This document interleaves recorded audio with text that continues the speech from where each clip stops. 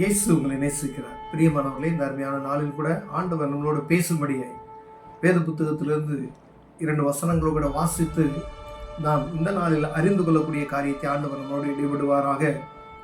அது வெளிப்படுத்தின விசேஷம் 22வது அதிகாரம் 10வது வசனம் 11வது வசனம் இப்படியாக சொல்லுகிறது. பிரியமானவர்களே, பின்னும் அவர் என்னை நோக்கி, இந்த புஸ்தகத்துள்ள தீர்க்க தரிசன வசனங்களை முத்திரை போட வேண்டாம், காலம் சமீபமாயிருக்கிறது. ஆண்டவர் 7 தூதர்களுக்கு 7 குத்துவிளக்கினுடைய ரகசியங்கள், 7 சபைகளுடைய காரியங்களை இந்த அதிகாரத்தில் வெளிப்படுத்தின விசேஷத்தில் பேசிட்டு வரும்பொழுது, கடைசியாக இந்த வார்த்தைகளை நீ முத்திரை போடாத, இது காலம் சமீபமாய் இருக்கிறது என்று சொல்லுகிறார்.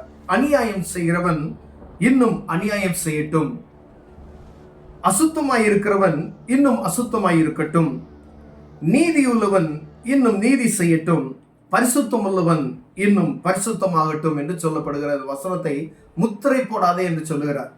ஏன் அப்படின்னா, இது திறந்ததா இருக்கணும், எல்லாரும் அறிந்து கொள்ள வேண்டும் என்பதற்காய் ஆண்டவர் இந்த காரியத்தை நீ முத்திரை போட வேண்டும் என்று தூதர்கிட்ட சொல்றாரு.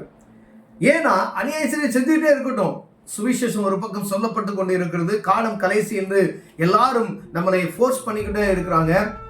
ஆனாலும் இந்த இடத்துல சொல்லப்பட்ட வசனத்தை பாருங்க, அநியாயம் செய்யட்டும், விட்டுரு. அசுத்தமா இருக்கிறானா விட்டுரு, அசுத்தமாவே இருந்துகிட்டே இருக்கட்டும் அப்படின்றாரு. நீதி செய்யறானா நீதி செய்யட்டும் அப்படின்னு சொல்றாரு. பரிசுத்தமான இருக்கானா அவர் பரிசுத்தமா இருக்கட்டும், நீதிமானா இருக்கிற நீதிமானா இருக்கட்டும், பரிசுத்தமா இருக்கிற பரிசுத்தமா இருக்கட்டும் சொல்றாரு. ஆனா அவர் பாருங்க, இதோ சீக்கிரமாய் வருகிறேன், அவனவனுடைய கிரியைகளின்படி அவனவனுக்கு நான் அளிக்கும் பலன் என்னோட கூட வருகிறது. பிரியமானவர்களே, இது கடைசி காலத்துல நாம நின்று கொண்டிருக்கிறோம் என்பதை நாம் அறிந்திருக்கு. எங்கு சுவிசேஷம் அறிவிக்கப்பட்டு கொண்டிருக்கிறது. நீங்க டிவியை திறந்தீங்கன்னா சுவிசேஷம், ஆண்டவர் உங்களோட பேசுவார். நீங்க சர்ச்சில் இந்த காரியத்தை ஆண்டவர் உங்களோட பேசுவார்.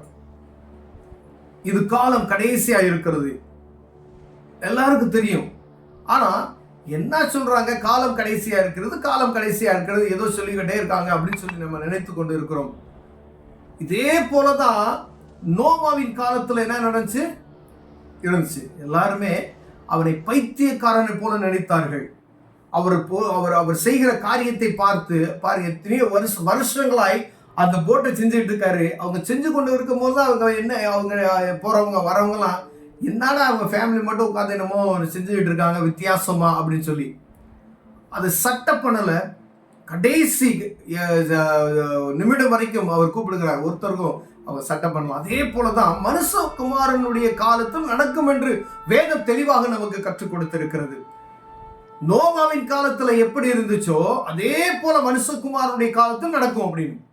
அப்ப நம்ம எவ்வளவு ஜாக்கிரதையா இருக்கும் பாருங்க. நோவாவின் காலத்துல எப்படி இருந்துச்சோ அதே போல பெண் கொடுக்க, பெண் வாங்க, ஜாலியா நல்லா ஊர் சுத்த, வர போக, சாப்பிட, உண்ண, உறங்க, இதே ரெகுலராக என்ன நடந்து கொண்டு இருக்கிறோம். அதே இந்த உலகத்துக்கு அப்பாற்பட்ட ஒரு காரியம் என்பதை மறைந்து தம்முடைய குடும்பத்தை நம்ம எப்படி நடக்கிறோம் பார்த்தீங்களா? போவோம், வேலைக்கு போவோம், வருவோம், சாப்பிடுவோம், வேலைக்கு போவோம், சுத்துவோம், இதுதான். ஆனா மறு வாழ்க்கைக்கு ஒரு காரியம் உண்டு என்பதை நாம் அறிந்து செயல்படுவோமே. ஆண்டவர் அதான் என்ன சொல்ற, சுவிசேஷத்தை எங்கும், உலகம் எங்கும் இந்த சுவிசேஷம் பண்ணணும்னு சொல்லியிருக்காரு பார்த்தீங்களா? அதுதான் சொல்றாரு. கடைசி அந்த தூதன் சொல்றாரு, நீ முத்திரை போடவனாயா, பாவம் செய்கிறவன் செஞ்சுக்கிட்டே இருக்கட்டும், சொல்றவங்க சொல்லுவாங்க, கேட்கிறவன் கேட்குவான், பரிசுத்தமா இருக்கு பரிசுத்தமாகட்டும். யாரெல்லாம் அந்த வார்த்தைக்கு செவி கொடுத்து உள்ள வராங்களோ வந்துருவாங்க. ஆனா அவனவனுடைய கிரியைகளுக்கு தக்க பலன் என்னோட கூட என்ன செய்யறது வருது. இதோ நான் சீக்கிரமாய் வருகிறேன், வாசல் படியில வந்து கதவை தட்டுகிறேன் என்று சொல்கிறார். பிரியமானவர்களே, உங்ககிட்ட தான் பேசிட்டு இருக்கிறேன், அன்பு சகோதரனே சகோதரியே, உங்ககிட்ட தான் பேசுறாரு. காலம் சமீபமாய் இருக்கிறது, உங்க வாசல் அன்னை வந்து நான் நிற்கிறேன்னு சொல்றாரு. ஆண்டவர் ஒருவேளை துக்கப்படுத்தாதபடிக்கு, மகனே மகளே அப்படின்னு சொல்லி உங்களை கூப்பிடும் பொழுது, இந்த வார்த்தைகள் உங்கள் காதுல துணிக்கும் பொழுது அவர் சமூகத்தை கிட்டி வந்தார். எப்படிப்பட்ட பாவத்தை மன்னிக்க அவர் வல்லமையுள்ளவராய் இருக்கிறார். நீ அப்பா பிதாவே என்று கூப்பிடும் பொழுது அவர் உங்களை கட்டி அணைக்கிறவராய் இருக்கிறார். இந்த புத்திர சுவிகாரத்தின் ஆவியை, சுதந்திரத்தை நமக்கு கொடுத்திருக்கிறார். பிரியமானவர்களே, அப்ப நம்ம எவ்வளவு கவனமாயிருக்கிறது. கடைசி காலம் என்பதை அறிந்து இந்த மாதிரி காரியங்களுக்கு விலக்கி நம்மை தப்பித்துக் கொள்ளும்படியா இப்படியான வார்த்தைகளை எப்படியாவது அறிந்து கொள்ள என் பிள்ளை அறிந்து கொள்ளணும்னு சொல்லுகிறதுக்காய் எங்கிட்டாவது போய் என் பிள்ளை இந்த சத்தத்தை கேட்டுருவானா கேட்க மாட்டாளா என்ற ஆவலோடு கூட கூட இந்த டிவி வழியா இந்த ஒலிபெருக்கின் வழியா ஆண்டவர்களோடு பேசுகிறார். பிரியமானது, காலம் கடைசியா இருக்கிறது. மனம் திரும்புங்கள், பரலோக ராஜ்யம் சமீபமாய் இருக்கிறது. என்னைக்கு நடக்கும் தெரியாது. இன்னைக்கு இருக்கலாம், நாளைக்கு இருக்கலாம், நாளை கழிச்சு இருக்கலாம். ஆனா கடைசி காலம் எந்த நிமிடம் நடக்காது, எந்த நிமிஷத்துல என்ன நடக்கும் அப்படின்னு தெரியாது. ஆனா நீங்க விழித்துக் கொள்ளும்படியே ஆண்டவர் விரும்புகிறார். பிரியமான அவங்க மேல பிரியமைத்திருக்கிறது நிமித்தமாய் உங்களோடு கூட பேசிக் கொண்டு இருக்கிறார். பிரியமானவர்களே, வேதத்தை வாசிங்க, ஜெபம் செய்யுங்க, பரிசுத்தமாவலை கற்றுக்கொள்ளுங்க, நீதியாய் நடந்து கொள்ளுங்க. ஆண்டவர் வரும் பொழுது அவருடைய வருகைக்கு எதிர்கொண்டு ஓடுகிறவர்களாய் காணப்பட நாம் அழைக்கப்படுகிறோம். பிரியமானவர்களை, கண்களை மூடுவோம், ஜெபம் செய்வோம். அன்பின் தகப்பனே, ஆண்டவரே, இது கடைசி காலம் என்று நாங்கள் அறிந்திருக்கிறோம் ஐயா. ஆனாலும் நாங்கள் மந்த புத்தியோலாய் காணப்படுகிறீங்க. மந்த காரியங்களை எடுத்து போட்டு இந்த கடைசி காலத்துல நாங்கள் செய்ய வேண்டிய காரியத்துக்கு முக்கியத்துவம் கொடுக்க எங்களுக்கு உதவி செய்யுங்க. இயேசுவின் நாமத்தில் பிதாவே, ஆமென்.